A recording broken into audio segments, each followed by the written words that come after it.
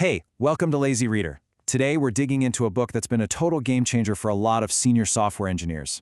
It's The Staff Engineer's Path by Tanya Reilly. And look, if you love building stuff but you want to keep climbing that career ladder without having to become a manager, this is the book for you.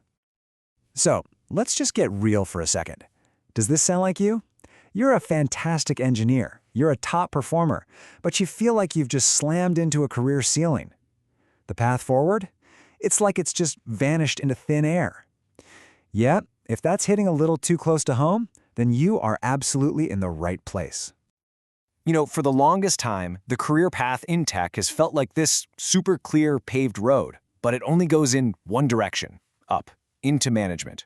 The steps are obvious, the promotions are all laid out. But what if you actually like, coding? What if you don't want to stop? Well, for senior individual contributors, that technical path has been this frustratingly blank spot on the map. And honestly, this is why so many amazing engineers become managers. Not because they want to, but because it feels like the only option on the table. And that's exactly where Tanya Reilly's book comes in and just changes the whole game. I mean, one principal engineer at Google literally called it the missing manual for my whole career. Think about that. This is the book that finally draws that map for the technical track. It's not just about surviving, it's about showing you how to have a huge, massive impact. Okay, so let's get into the first big aha moment from this book. Reilly finally gives a name to all that super critical work that senior engineers are doing all the time that just never seems to get noticed. She calls it glue work. So what is glue work? Well, it's all those essential, non-coding tasks that literally keep projects from falling apart at the seams. It's the stuff that makes the real work possible. But here's the kicker. Because it doesn't show up in a Git commit, it often gets completely overlooked when promotion time rolls around. Sound familiar? I mean, really think about it. It's mentoring that new hire. It's finally fixing that god-awful documentation that everyone complains about. It's running the meeting that actually gets everyone on the same page for once. Or, chasing down that other team to get a simple answer you've been blocked on for days. This stuff isn't just busy work. It's the critical work that saves projects from total disaster. And this right here is probably Reilly's most liberating idea. For a staff-level engineer, all that glue work, it's not a distraction from your job, it is your job. This is the high-leverage, high-impact work that moves the entire team forward, and you're the one in the perfect position to do it.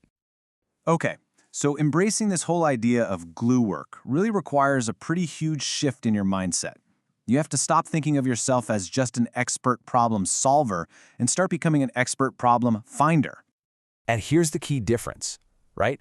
A senior engineer is awesome at solving the tough problems you hand them. A staff engineer, though, operates a level above that. They're the ones scanning the horizon, looking across teams, maybe even across the whole organization, to find those critical, gnarly problems that nobody else is even seeing yet.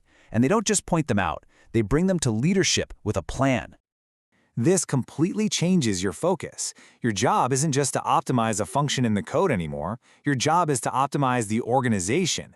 You're looking for the friction. Is it in the tech, the process, the way teams talk to each other? And your goal is to remove it so that everyone else can move faster. All right, so you found that big, thorny, important problem. Now what? I mean, how do you get a whole team, or maybe even multiple teams, to rally behind your solution? This is where we get to what might be the staff engineer's single most important skill: influence without authority. Let's be super clear about this. Staff engineer is a leadership role, period. You might not have any direct reports, you're not anyone's boss, but you operate at a manager's level of seniority. Your authority doesn't come from some box on an org chart. It comes from your technical vision, from your reputation, and from your ability to get other people excited and on board. So how do you actually do that? Reilly breaks it down into some really practical steps. First, you have to tell a clear story. Don't just show up with a technical fix. Explain why it matters. Why is this important to the business? Why is this the best path forward? Second, you need to build what she calls social capital. Basically, you earn trust by being genuinely helpful. Be the person who unblocks others, the person who makes their colleagues look good. And finally, you have to align with leadership. You've got to make sure that the big problems you're trying to solve are the same problems keeping your director or your VP up at night.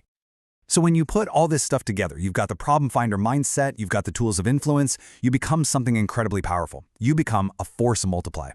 See, at this level, your success isn't measured by how many lines of code you ship anymore. It's measured by how much more effective your entire team or even your whole organization becomes.